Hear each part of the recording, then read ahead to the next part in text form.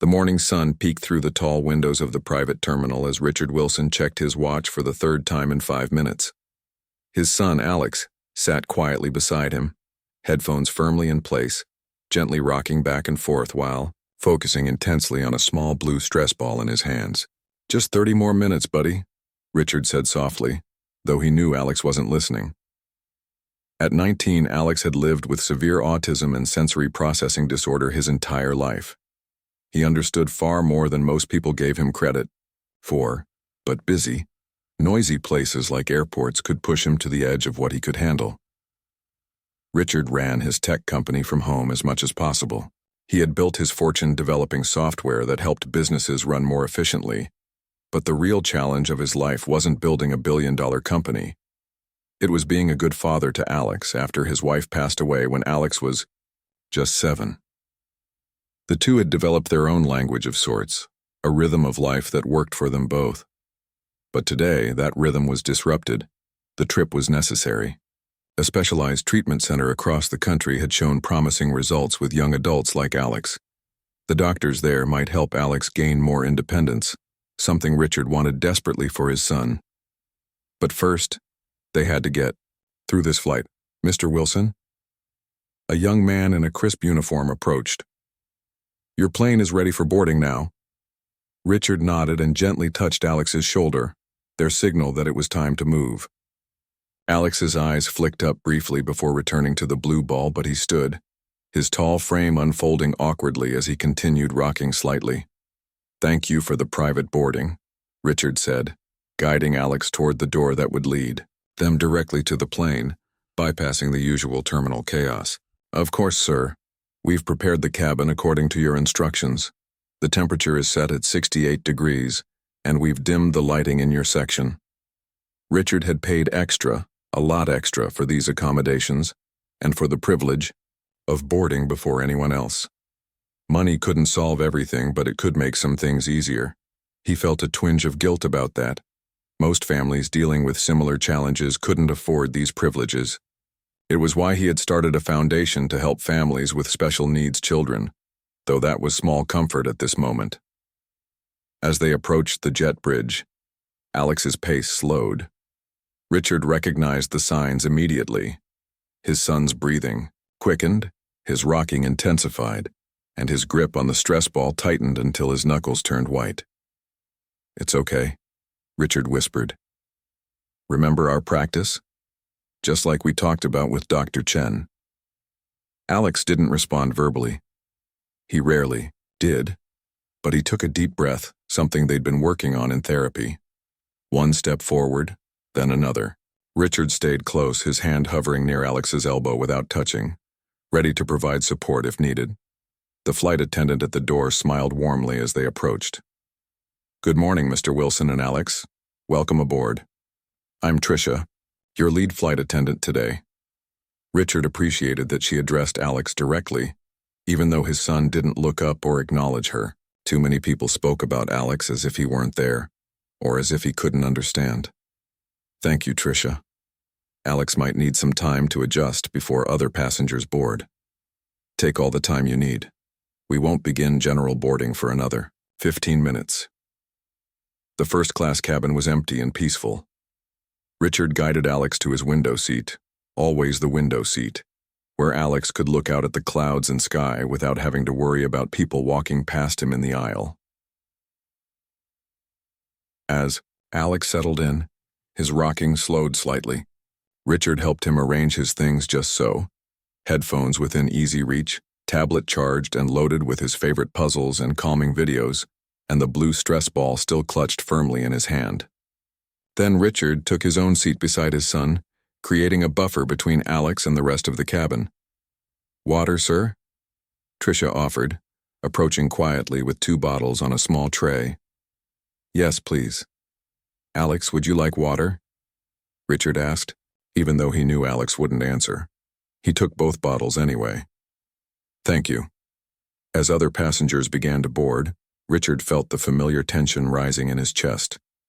He'd explained Alex's condition when booking the tickets, and the airline had been accommodating, but that didn't mean other passengers would understand if Alex became overwhelmed.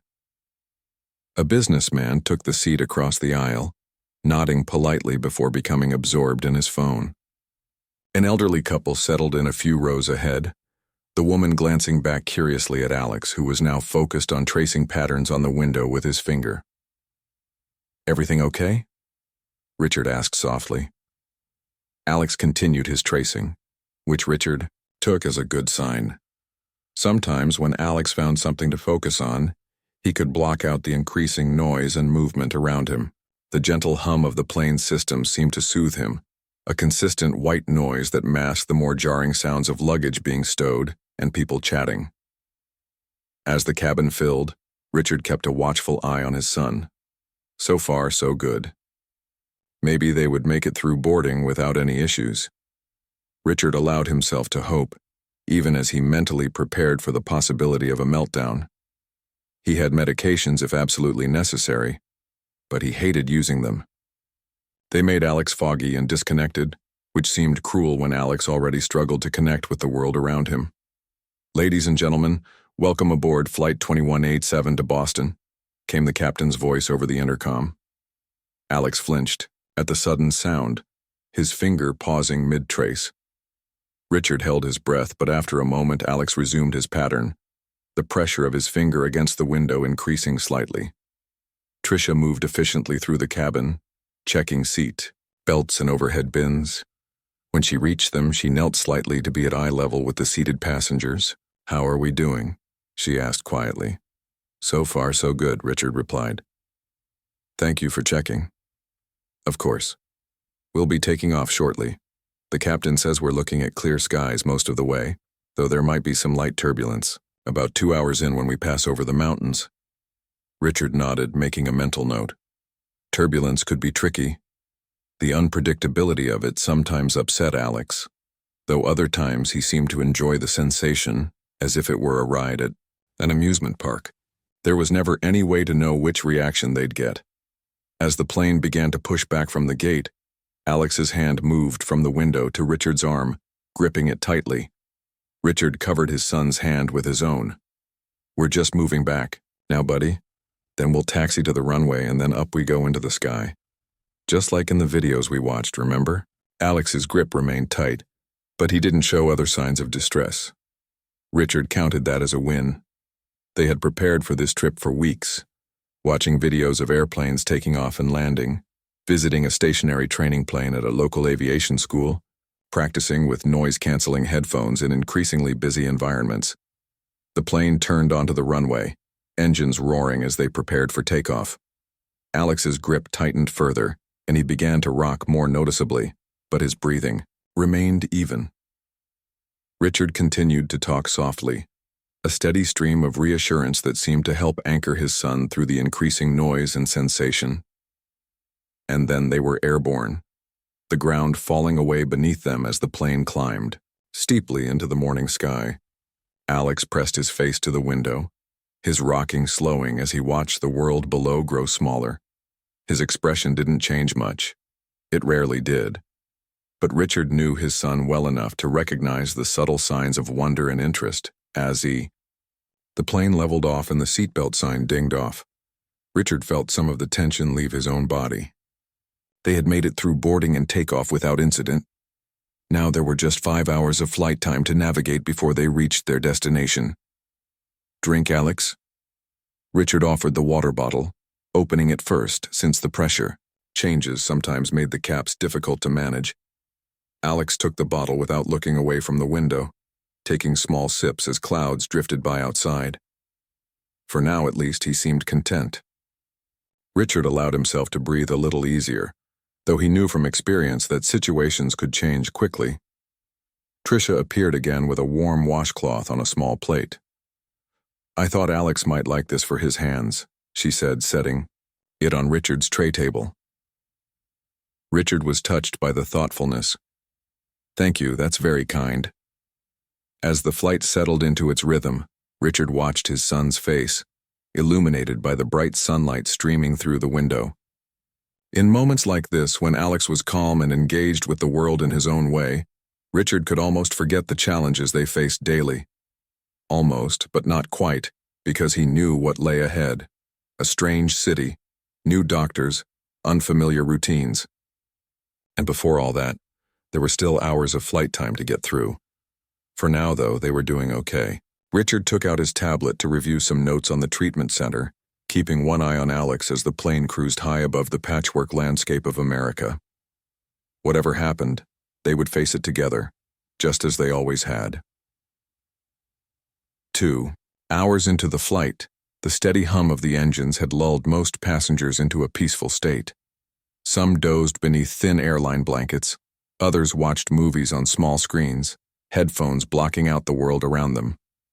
In seat 3A, Alex continued to gaze out the window, seemingly hypnotized by the endless expanse of clouds that stretched below them like a fluffy white carpet. Richard glanced up from his tablet, checking on his son for the 100th time since takeoff. So far, the flight had gone better than he'd dared hope. Alex had remained calm, focused on the changing patterns of the clouds outside his window. He'd even eaten a few bites of the fruit plate Tricia had brought him, carefully selecting only the green apple slices and leaving the rest untouched. "Doing okay, buddy?" Richard asked softly, not expecting a response. Alex continued staring out the window, one hand still wrapped around his blue stress ball, squeezing it in a steady rhythm. Richard allowed himself to relax slightly, returning to the treatment center information on his screen. The place had an excellent reputation. Innovative therapies, compassionate staff, and a track record of helping young adults with autism develop greater independence. It wouldn't be easy leaving Alex there for the 6-week program, but Richard believed it would be worth it if it helped his son navigate the world with less anxiety. The first sign of trouble came without warning. The plane gave a sudden lurch, not violent but unexpected enough that Richard's tablet slid from his lap to the floor. The captain's voice crackled over the intercom almost immediately. "Folks, Captain Reynolds here. We're hitting a bit of turbulence as we cross over the mountain range. I've turned on the fasten seatbelt sign, so please return to your seats if you're up and about, and keep those belts fastened. Flight attendants, please suspend service and secure the cabin." Richard immediately looked to Alex, whose body had gone rigid at the unexpected movement and announcement. The blue stress ball fell from his hand as his fingers splayed wide, a telltale sign of building distress. "It's okay, Alex. Just a little bumpy air like we talked about. Remember?" Richard kept his voice steady and low, reaching slowly for Alex's hand. But before he could make contact, the plane dropped suddenly, then bounced back up. It wasn't severe turbulence by most standards, merely uncomfortable rather than dangerous. But for Alex, it was a perfect storm of sensory assaults. The unexpected motion, the lights that flickered briefly, the gasps and murmurs from other passengers, the sudden tightness of his seatbelt against his sensitive skin. It all crashed over him at once. Alex's hands flew to his ears, pressing hard against them as if trying to block out the world. His breathing quickened, coming in short, sharp pants. His eyes, usually so focused on whatever had captured his attention, darted wildly around the cabin, unable to settle on anything. "Alex, look at me," Richard tried, keeping his voice calm despite the knot of anxiety forming in his chest. "Look at my hand, buddy. 5 fingers, just like yours." He held up his hand, hoping the familiar counting exercise would break through. But Alex's gaze slid past him, unseeing. The plane shuddered again, and that was the tipping point.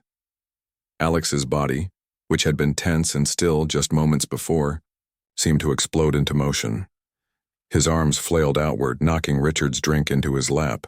His legs kicked forward, hammering against the seat in front of him. And then came the sounds. Not words, but high-pitched keening noises that rose above the ambient noise of the plane. "Sir, is everything all right?" Tricia appeared beside them, her face concerned but professional. "He's having a meltdown," Richard explained quickly, trying to block Alex's flailing arms from hitting anything else. The turbulence triggered it. "He has autism and sensory processing disorder." Another flight attendant appeared behind Tricia, her eyes widening at the scene. "Should we call for a medical professional? We have a doctor in business class." "No," Richard said firmly. "This isn't medical. He's not in danger, and neither is anyone else. He just needs space and time. A stranger approaching him now would make it worse. Across the aisle, the businessman who had been sleeping jerked awake at the noise. "What the hell?" he muttered, staring at Alex with a mixture of surprise and annoyance. Richard felt a familiar burn of shame and anger rise in his throat but pushed it down. He didn't have the luxury of worrying about judgmental strangers right now. Alex needed him.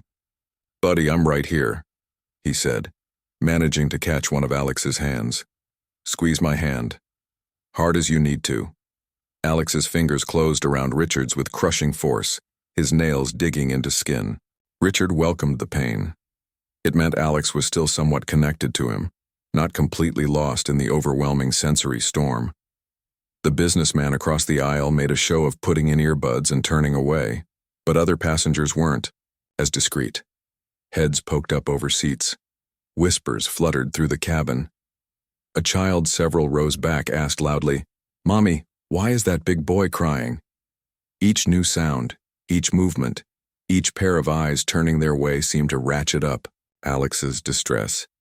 His keening grew louder, interspersed now with sharp, gut-wrenching sobs. His free hand began to strike his thigh repeatedly, hard enough that Richard knew there would be bruises later. "I need his headphones," Richard told Tricia, nodding toward the bag stowed under the seat in front of him. "And if there's any way to make it darker around here." "I'll see what I can do," she replied, already reaching for the bag. Richard tried to position himself to shield Alex from as many staring eyes as possible while maintaining his grip on his son's hand. "You're safe, Alex. I'm right here. This will pass. The bumpy air will stop soon." But Alex was beyond words now, beyond reassurance. His body twisted in the seat, fighting against the confines of the seatbelt and the pressure of sensations bombarding him from all sides. Sweat beaded on his forehead despite the cool cabin air. Tears streamed down his flushed cheeks. In nearly 20 years as Alex's father, Richard had witnessed countless meltdowns. They were part of their life together, as familiar as Alex's rare smiles or his fascination with patterns. But this one felt different, more intense, more desperate. Perhaps it was the confined space, or the inability to escape, or the accumulation of stress from the entire morning of travel. Whatever the cause, Richard had never seen his son this distraught in public before. Tricia returned with the noise-canceling headphones. "Here, sir, and I've spoken to the other passengers nearby. Most are being very understanding." Richard nodded gratefully as he took the headphones, though most meant some weren't, and he could feel the weight of disapproving stares. He tried to place the headphones over Alex's ears, but Alex batted them away with surprising strength, sending them flying into the aisle. "I'm sorry," Richard said automatically as Tricia retrieved them. "No need to apologize," she assured him, though her eyes betrayed concern as Alex's cries grew louder. "Is there anything else that might help?" Richard racked his brain trying to think through the fog of his own stress and Alex's distress. At home, they had a weighted blanket that sometimes helped during meltdowns. They had a quiet room with dim lights and soft textures where Alex could decompress. They had space to move, to rock, to release the overwhelming energy coursing through his system. Here, they had none of those things. "I don't know," Richard admitted, the words feeling like defeat. "Usually we just need to ride it out." A woman, across the aisle, leaned over, her voice pitched low but audible above Alex's cries. "My nephew has autism. Sometimes deep pressure helps him. Have you tried a tight hug?" Richard nodded. "Sometimes it works for Alex too, but other times it makes things worse. It's hard to predict." As if hearing them, Alex suddenly lunged forward against his seatbelt, trying to stand. Richard caught him by the shoulders, trying to keep him seated, as the plane continued to bump through turbulent air. "Sir, he needs to stay seated with his belt fastened," the second flight attendant said, her voice firmer now. "I know," Richard replied, struggling to keep Alex in his seat without using too much force. "Alex, please, you need to stay in your seat until the bumpy air stops." But Alex was beyond reason, beyond even understanding the potential danger. His body was driven purely by the overwhelming need to escape the assault on his senses. He twisted violently in Richard's grip, one arm breaking free and striking out blindly, catching Richard across the face. Richard barely felt the blow, too focused on keeping his son safe. But he heard the gasps from nearby passengers, saw the second flight attendant take a step back, noticed the businessman across the aisle pressing the call button repeatedly. "Sir, if you can't control him," the second attendant began. "He's not being bad," Richard cut in, his voice sharper than intended. "He's in pain. His brain processes sensory input differently than yours or mine. What feels mildly uncomfortable to you feels like torture to him right now." The plane lurched again, and Alex's keening reached a new pitch that made several passengers cover their ears. His face was bright red now, streaked with tears and sweat, his eyes wild and unfocused. His breathing had become erratic, too fast, then holding it until he gasped. Richard felt his own heart racing, partly from the physical exertion of keeping Alex safe, partly from the helplessness washing over him. In all their preparations for this flight, he'd never imagined a meltdown this severe. He'd brought medications as a last resort, but they were in his carry-on in the overhead bin and he couldn't release Alex to retrieve them. "Tricia," he called, spotting her returning from the front of the cabin. "In my black bag overhead there's a small zippery case with his emergency medication. I didn't want to use it, but..." She nodded quickly. "I'll get it." Just then, a new flight attendant appeared beside them. Unlike Tricia and the other crew members Richard had seen, this man wore a senior crew badge with the name Devon printed beneath it. He surveyed the situation quickly, his dark eyes taking in Alex's distress, Richard's struggle, and the growing tension in the surrounding cabin. "Mr. Wilson," he said, his voice deep and surprisingly calm amid the chaos. "I'm Devon, the chief flight attendant. May I help?"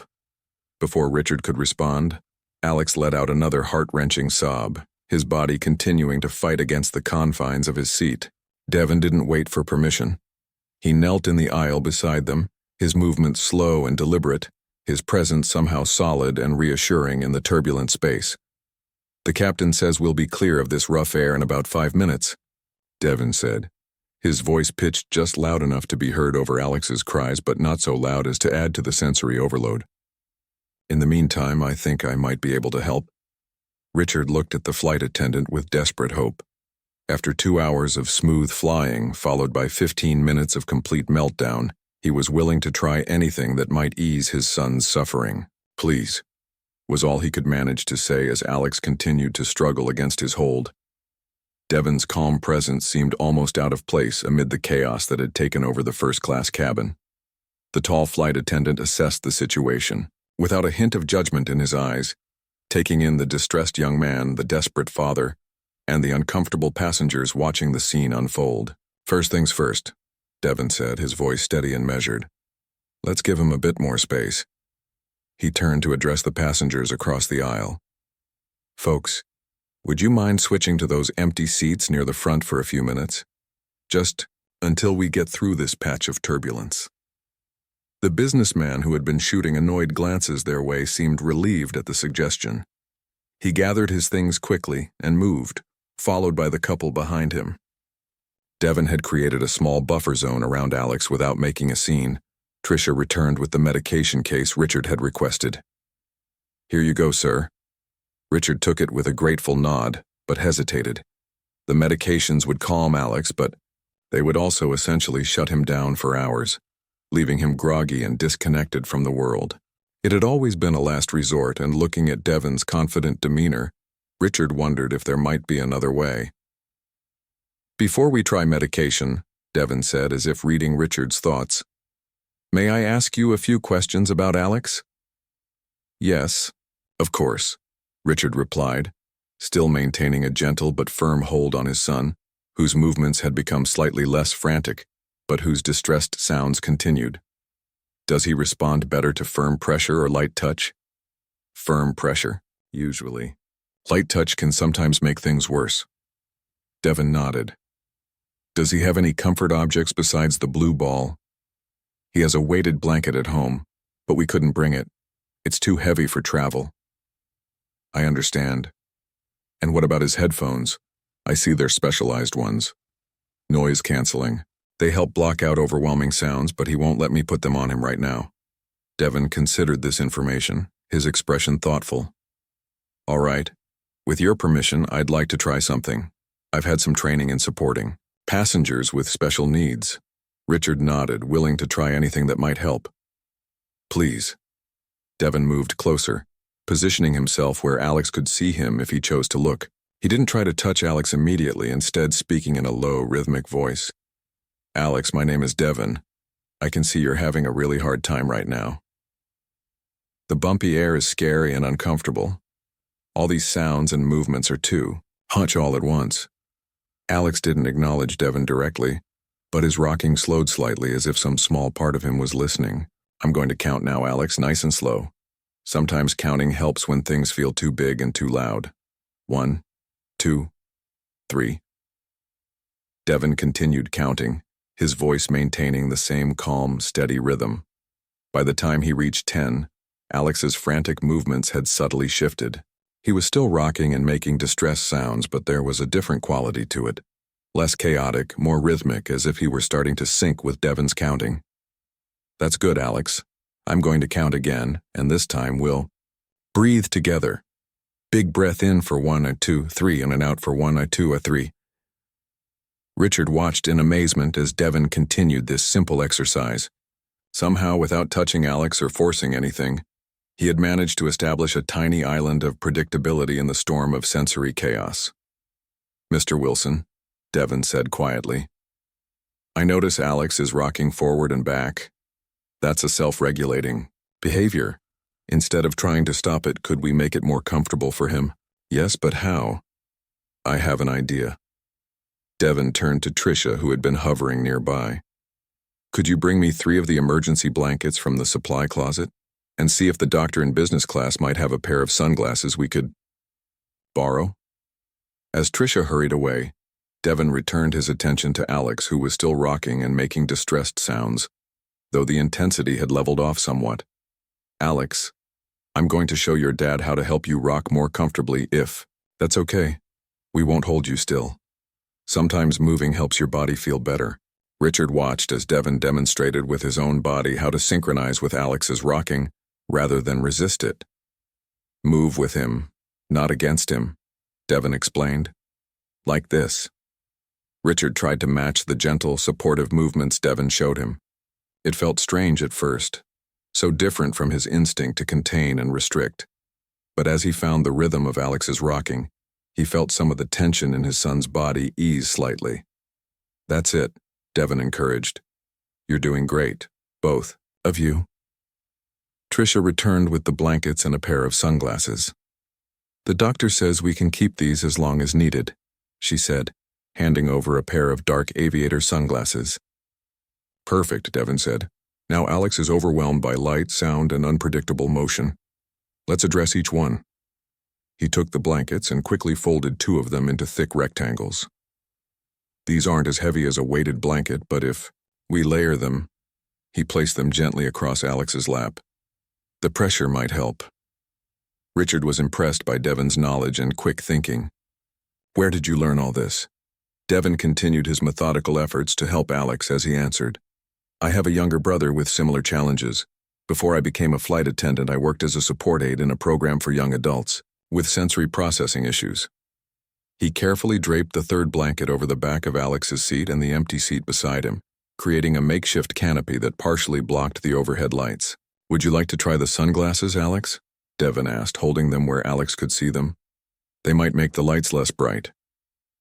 To Richard's surprise, Alex reached out with a trembling hand and took the sunglasses. He didn't put them on immediately, instead turning them over in his hands, examining them with the same intense focus he gave to objects that captured his interest. He's assessing the texture, Richard explained quietly. He's very sensitive to how things feel.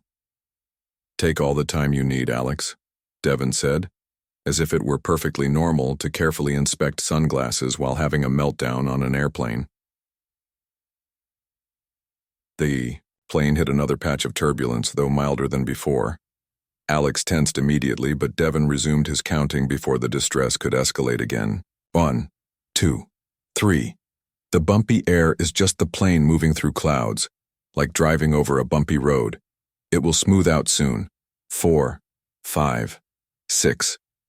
Richard joined in the counting, and to his amazement, he felt Alex's breathing begin to synchronize with the rhythm they created together. Slowly, with hands that still trembled, Alex put on the sunglasses. The effect was almost immediate.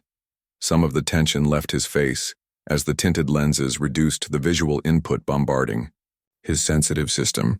"Those look really good on you, Alex," Devon said with genuine warmth in his voice. "Now what about these?" He held up the noise-canceling headphones that had been rejected earlier. They might help make things quieter. This time, Alex allowed Richard to gently place the headphones over his ears. The change in his demeanor was subtle but unmistakable.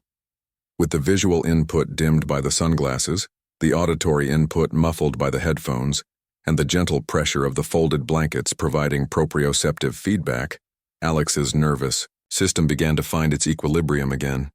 He was still rocking, still making some sounds, but the desperate edge had disappeared. His breathing had slowed to something closer to normal. The tears had stopped flowing down his cheeks.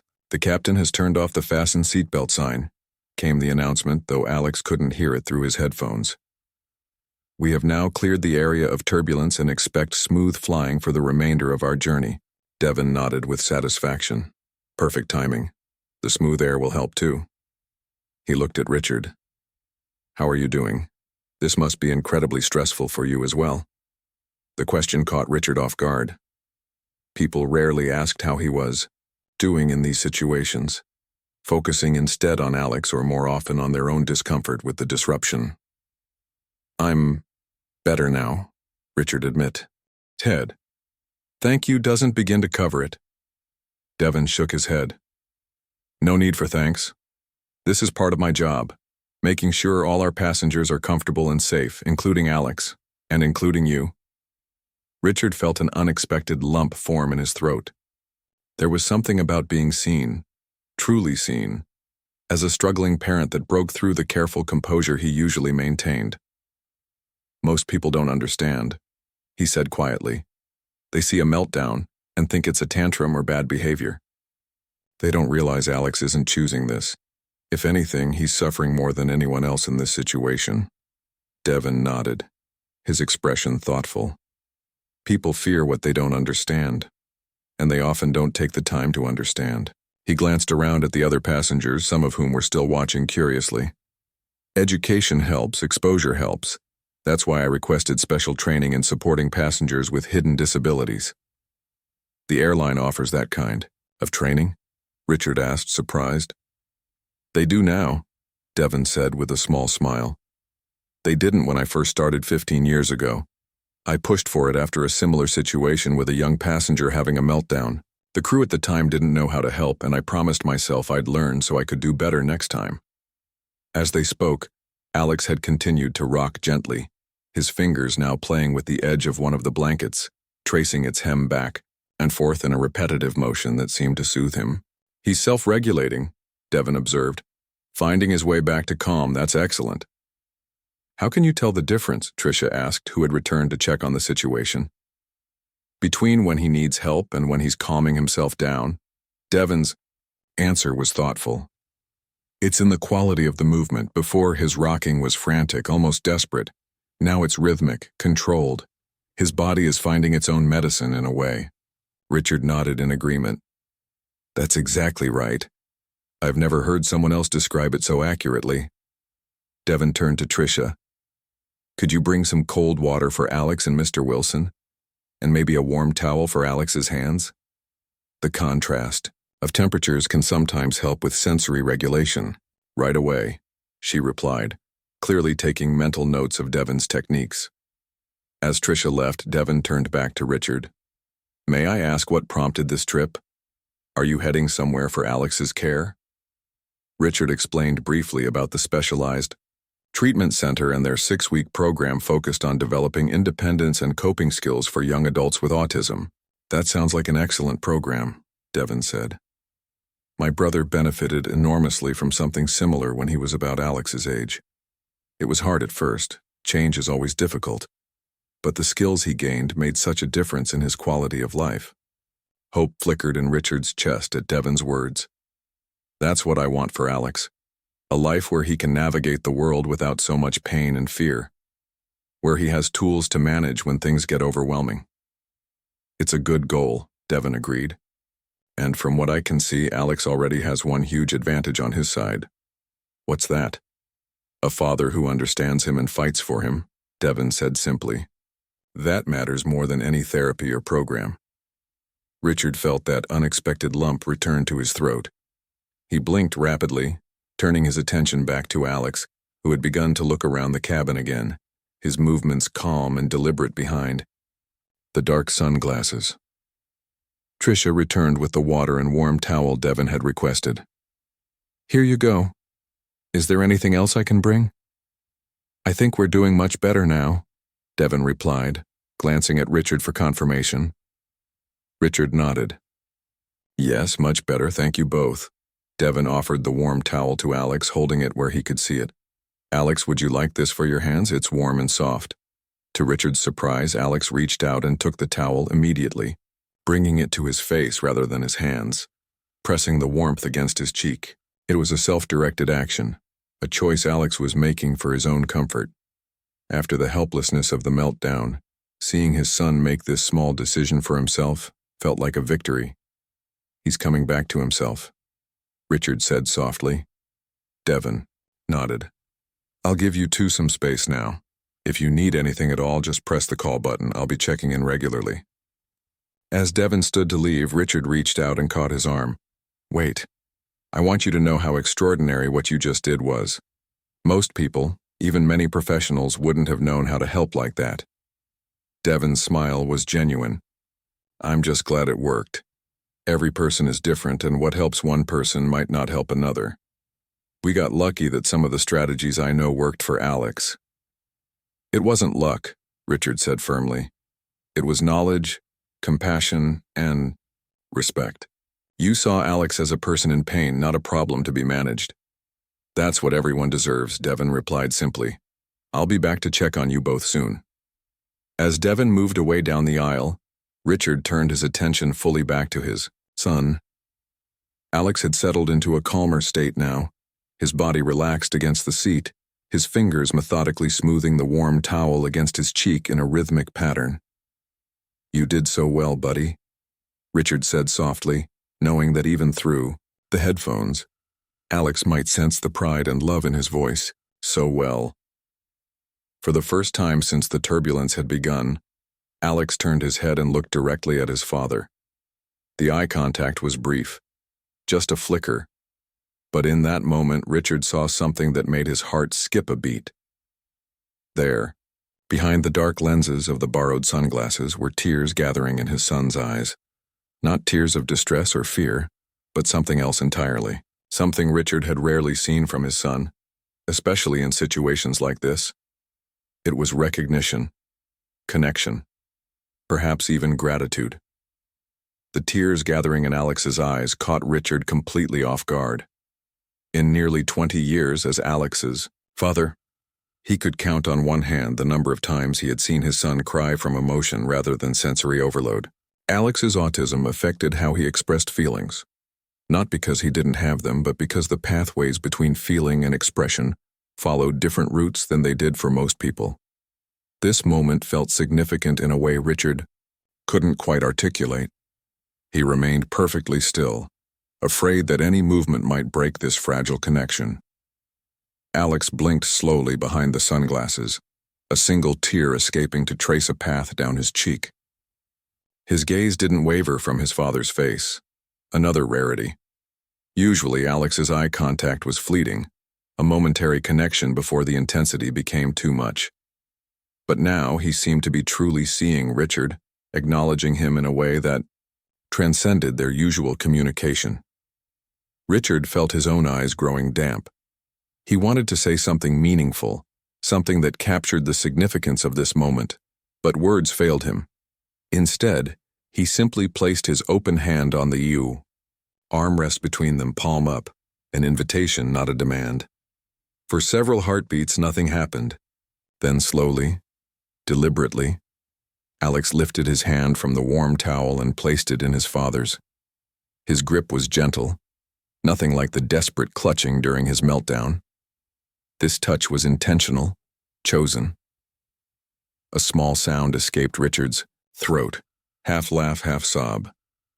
He gave Alex's hand the gentlest of squeezes, careful not to overwhelm him with pressure or expectation. To his amazement, Alex squeezed back. "Looks like things are much calmer over here."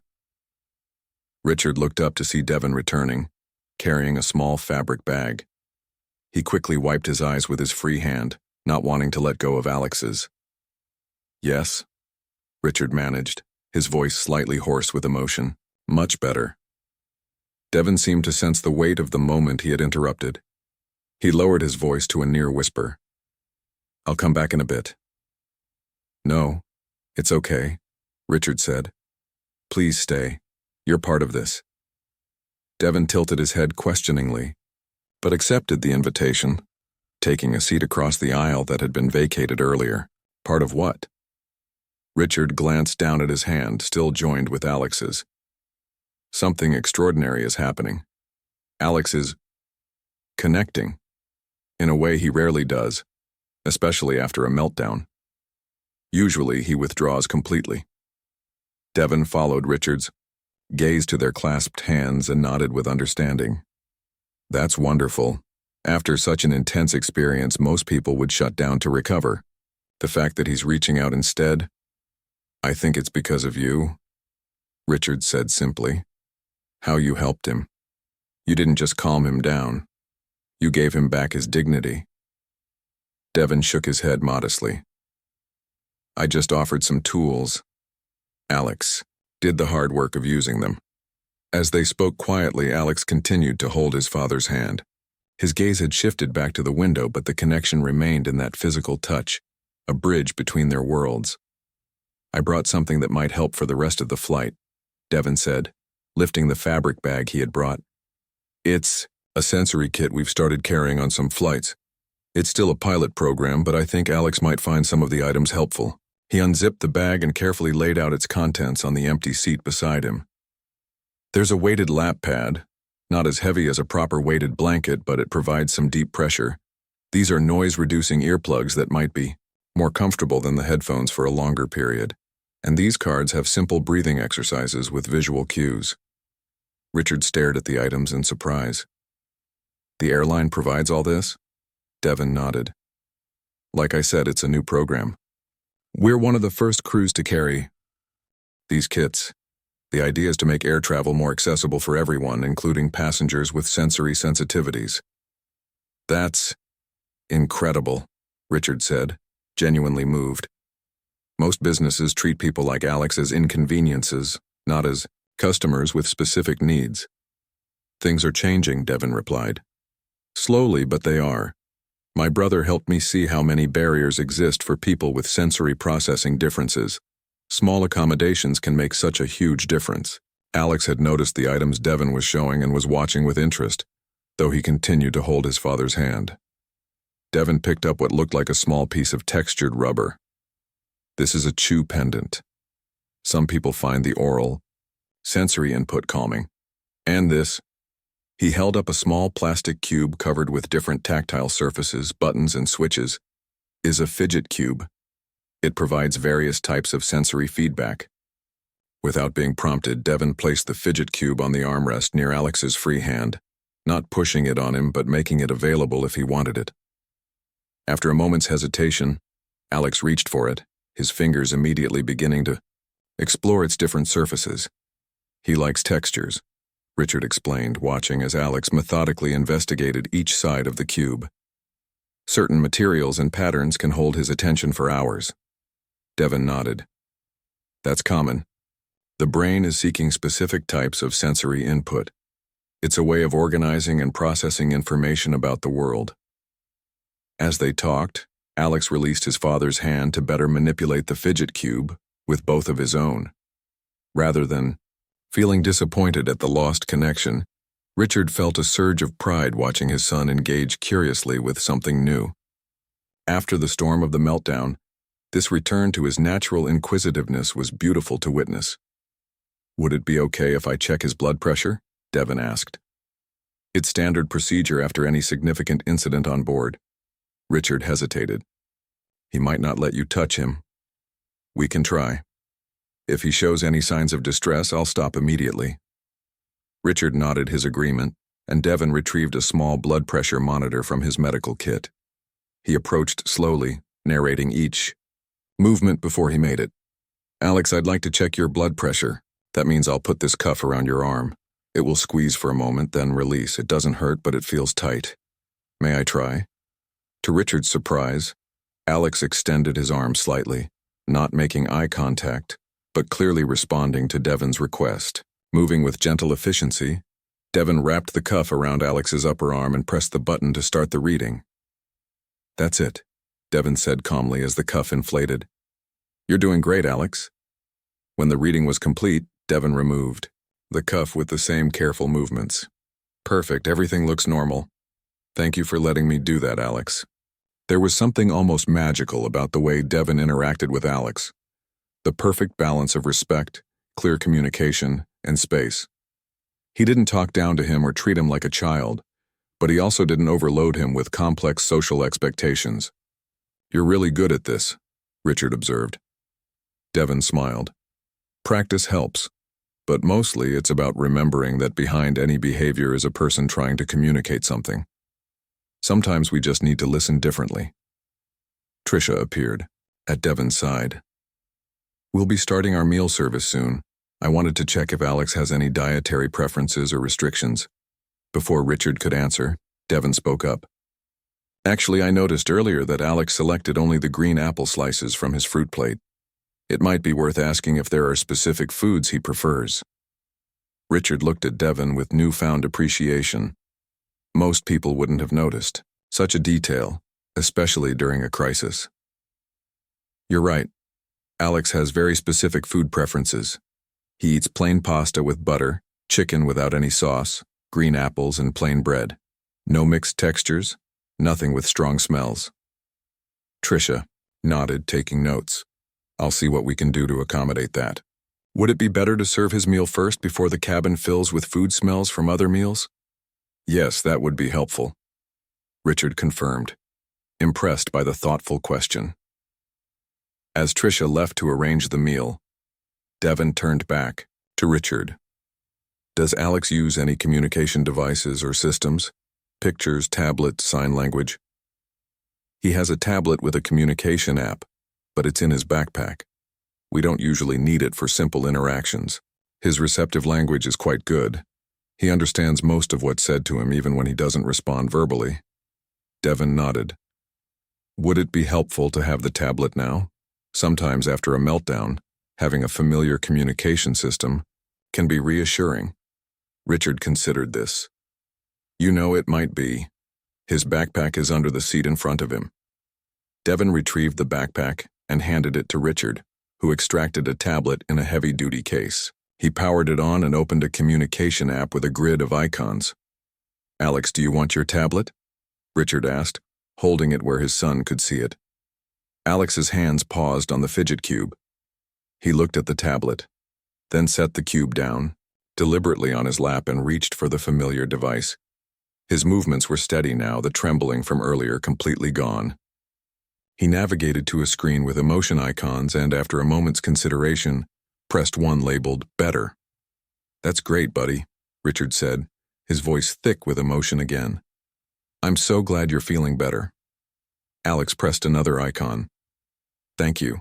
Richard wasn't sure if the message was directed at him or Devon, but it didn't matter. The simple communication was precious either way. You're welcome, Alex. Always.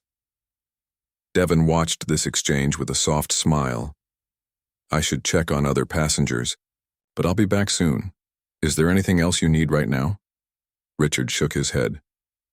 You've done more than enough already. Thank you doesn't begin to cover it. As Devon moved away down the aisle, Richard turned his attention back to his son, who was now scrolling through screens on his tablet with practiced ease.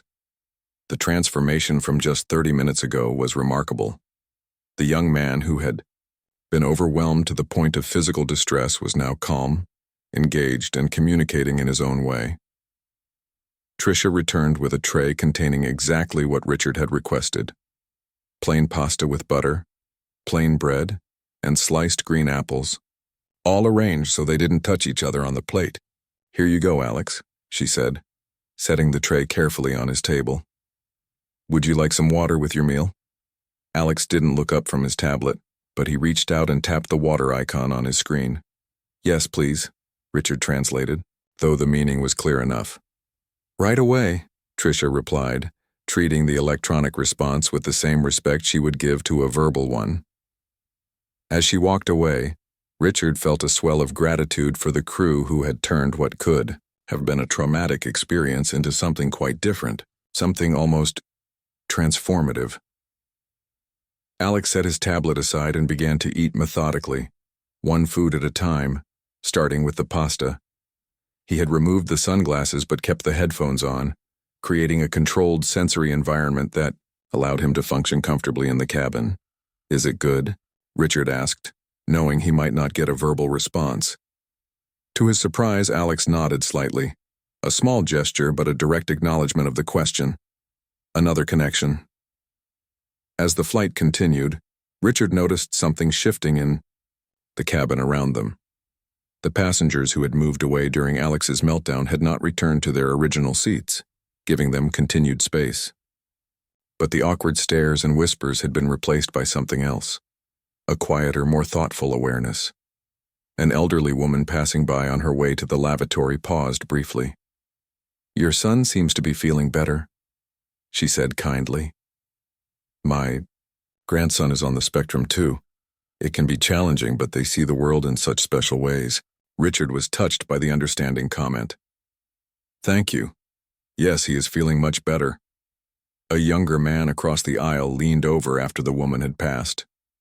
"Hey, I just wanted to say, that flight attendant was amazing with your son. I've never seen someone handle a situation like that so well." "He really was," Richard agreed. "I work in education," the man continued. "Mind if I ask what techniques he was using? I might be able to use some of them with my students."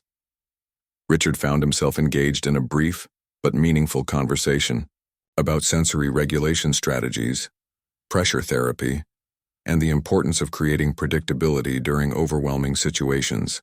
The man took notes on his phone, genuinely interested in learning. By the time Devon returned to check on them, Alex had finished eating and had returned to exploring the fidget cube, turning it over and over in his hands, discovering new textures and functions with each rotation. "How are we doing?" Devon asked, his voice still pitched at that perfect level, audible without being intrusive. "Remarkably well," Richard replied. "This flight has turned into something I never expected," Devon raised an eyebrow questioningly. "I was dreading it," Richard explained. "Flying with Alex is always unpredictable, and after what happened during the turbulence, I thought this would be one of our worst experiences. But instead," he glanced at his son, who was now calmly stimming with the fidget cube, completely regulated and content. "Instead, it's become something meaningful, almost healing." Devon smiled. "I'm glad to hear that. Sometimes the most difficult moments can lead to unexpected breakthrough." "It's more than that," Richard said, trying to articulate the significance of what had happened. "You didn't just help Alex through a meltdown. You showed everyone on this plane what accommodation and respect look like. You changed perceptions. Today, mine included." Devon seemed genuinely moved by Richard's words. "That means a lot to hear." "Thank you." As they spoke, Alex suddenly put down the fidget cube and picked up his tablet again. He navigated through several screens, then turned the device toward Devon, showing him an icon that said, "Friend." Devon's professional composure momentarily slipped, revealing genuine emotion. "Thank you, Alex. I consider you a friend too." Richard watched in amazement as his son, who typically avoided connecting with strangers at all costs, initiated this simple but profound exchange. The tears that had gathered in Alex's eyes earlier now made sense. Somehow, during the most vulnerable moment possible, a real connection had formed, one strong enough to breach the walls that usually separated Alex from the world around him. As the plane began its initial descent toward their destination, Richard realized that this flight had given him something he hadn't even known he needed: hope. Not just for the treatment program that awaited them, but for a world that might, person by person, become more understanding and accommodating of differences like Alex's. And it had started with one flight attendant who saw past the behavior, to the person beneath, who understood that sometimes the loudest cries for help come without words at all. The captain's voice crackled over the intercom, announcing their final approach to Boston. Richard glanced out the window at the city sprawling below them, its grid of streets and cluster of skyscrapers growing more defined as they descended through wispy clouds. Beside him, Alex remained calm, the fidget cube moving rhythmically between his fingers as he gazed out at the same view. The transformation from 2 hours earlier seemed almost miraculous.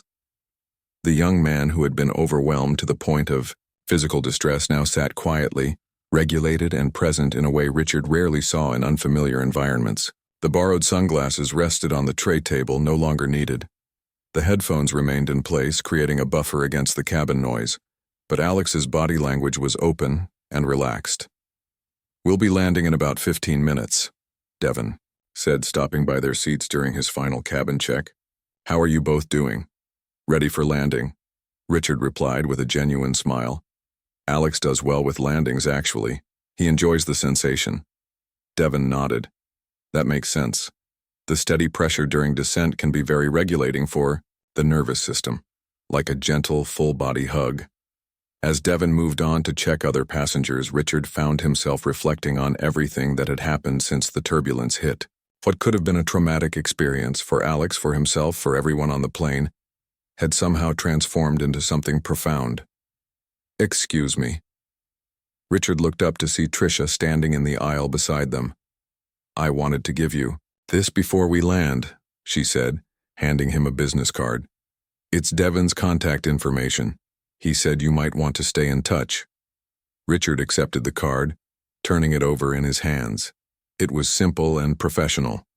Devon Walker, Senior, flight attendant with an email address and phone number. "Thank you," Richard said, tucking the card carefully into his wallet. "I definitely want to follow up with him." Tricia hesitated, then added, "I also wanted to say that I learned so much watching Devon work with your son. I've been flying for 8 years and I've never known how to help in situations like that. Now I feel like I have some tools for next time." Her sincerity touched Richard. "That means a lot. Thank you for saying that." "We'll be landing soon," she reminded them with a warm smile. "Make sure everything is stowed and your seatbelts are fastened." As the plane began its final descent, Alex surprised Richard again by reaching over and taking his hand.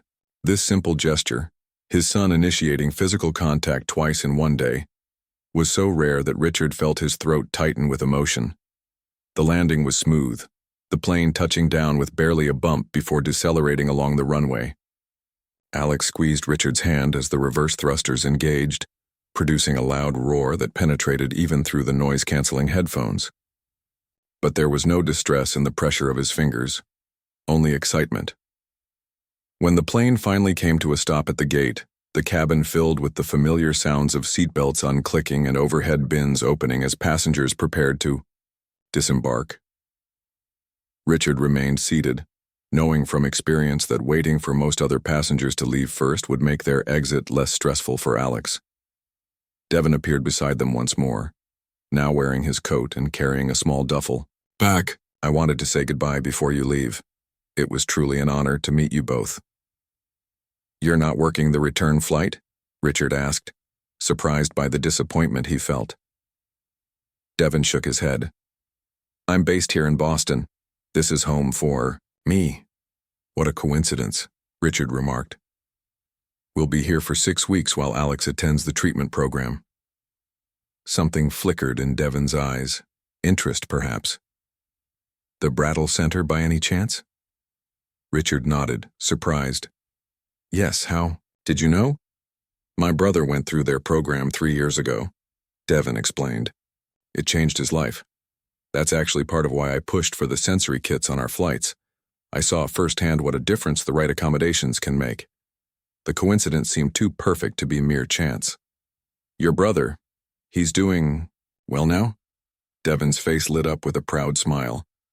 Very well. He has his own apartment with minimal support, works part-time at a tech company that values his attention to detail, and even presents at conferences sometimes about his experience. The image Devin painted was exactly what Richard hoped for. Alex's future, independence, purpose, dignity. That's wonderful to hear, truly. The center is excellent, Devin continued. Challenging but transformative. They focus on building skills rather than just managing behaviors. That's what drew me to their program. Richard agreed. So many places just want to make people like Alex more normal, rather than helping them navigate the world on their own terms. As they spoke, Alex had begun gathering his things, placing them in his backpack with precise movements. He seemed to understand that it was time to leave the plane. Would it be okay if I reached out to you during our stay? Richard asked, gesturing to the business card in his wallet. You clearly understand what we're going through, and it might be helpful to talk with someone who's been through this journey. I'd like that, Devin replied without hesitation. My brother might be willing to meet Alex too, if that's something that would interest both of you. Sometimes seeing someone a few steps further along the path can be inspiring. The offer was generous and unexpected. That would be amazing. Thank you. Most of the other passengers had deplaned by now. Richard helped Alex to his feet, making sure he had everything he needed. Ready to go, buddy? Alex nodded, adjusting his backpack straps with careful precision. He looked at Devin and in a voice so quiet it was barely audible said, Thank you. The two simple words, spoken aloud rather than through his tablet, stunned Richard into momentary silence. Alex rarely spoke to strangers under any circumstances, let alone after a stressful experience. Devin seemed to understand the significance of the moment. He responded with the perfect balance of acknowledgement without overwhelming reaction. You're welcome, Alex. It was a pleasure meeting you. I hope to see you again while you're in Boston. As they made their way off the plane, several crew members at the door smiled and wished them well. Richard felt none of the usual embarrassment or defensiveness that often accompanied public outings with Alex, only gratitude and a strange sense of peace. The jetway was quiet now, most passengers already gone. Alex walked steadily beside Richard, the sensory kit from the plane tucked safely in his backpack along with his tablet and headphones. When they emerged into the terminal, Richard was relieved to see that their prearranged assistant was waiting with a wheelchair, not because Alex couldn't walk, but because the busy terminal environment could quickly become overwhelming after the controlled space of the airplane. Mr. Wilson? The young man said, stepping forward. I'm Chris from Passenger Services. I'll be helping you navigate to baggage claim and ground transportation. Thank you, Chris, Richard replied, introducing Alex as well. As Chris began guiding them through the terminal, taking quieter routes where possible, Richard found his mind returning to the extraordinary events of the flight. What had begun as a dreaded necessity, the anxiety-inducing journey to get Alex to his treatment program, had somehow become something meaningful, even transformative. Excuse me, Mr. Wilson? Richard turned to see a woman approaching, someone he vaguely recognized from their flight. I'm sorry to bother you, she said, but I wanted to give you this. She handed him a business card. I'm a documentary filmmaker focusing on accessibility and inclusion.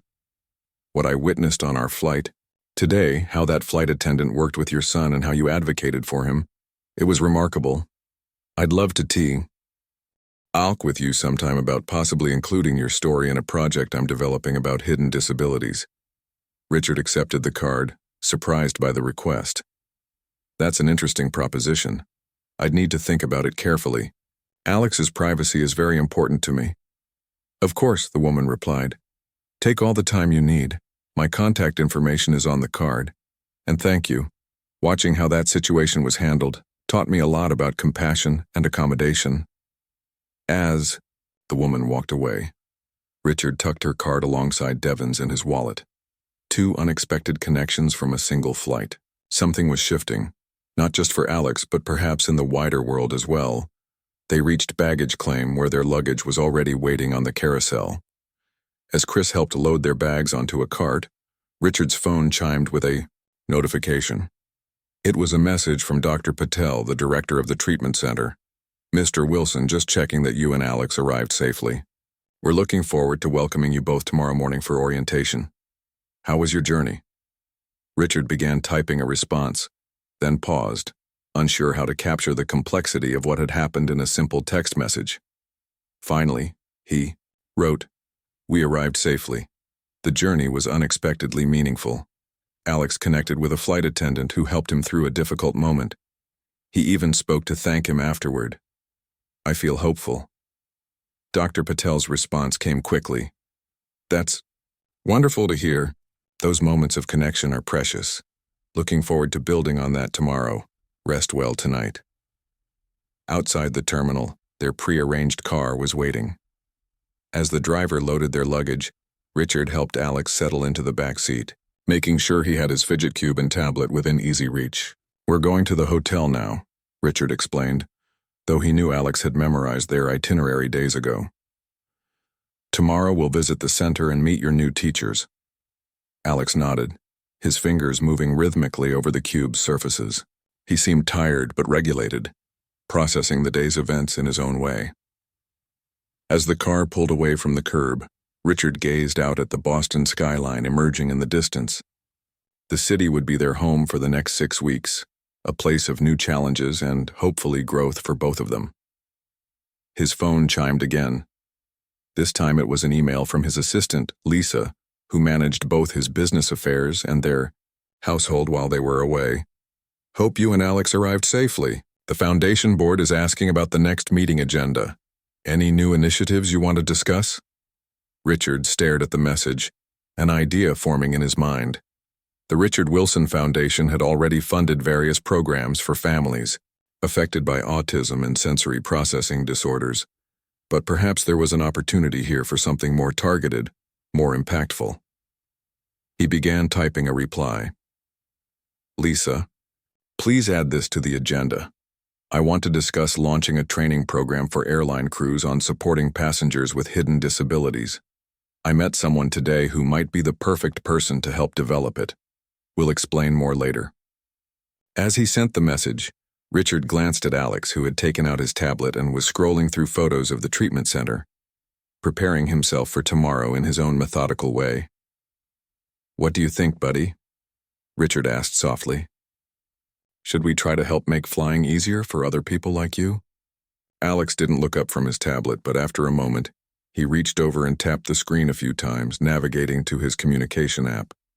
He pressed an icon, and the device's electronic voice spoke a single word. "Yes."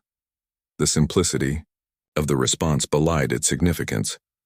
Alex rarely expressed opinions about abstract concepts or future plans. This small affirmation felt like opening a door that had previously been closed. "Then that's what we'll do," Richard promised, his mind already racing with possibilities. By the time they reached their hotel, Richard had outlined the basic concept in notes on his phone. A comprehensive training program for flight crews, developed in consultation with people with sensory processing disorders and their families. Devin would be an ideal advisor, with his unique combination of professional experience and personal connection to the autism community. As they checked into their suite, Richard found himself energized despite the long day of travel. What had begun as a difficult journey had evolved into something unexpectedly hopeful, not just for Alex and their immediate future, but perhaps for countless other travelers who might benefit from more knowledgeable, compassionate crews. Later, that evening, after Alex had settled into bed in his room of the suite, Richard sat on the balcony overlooking the city lights.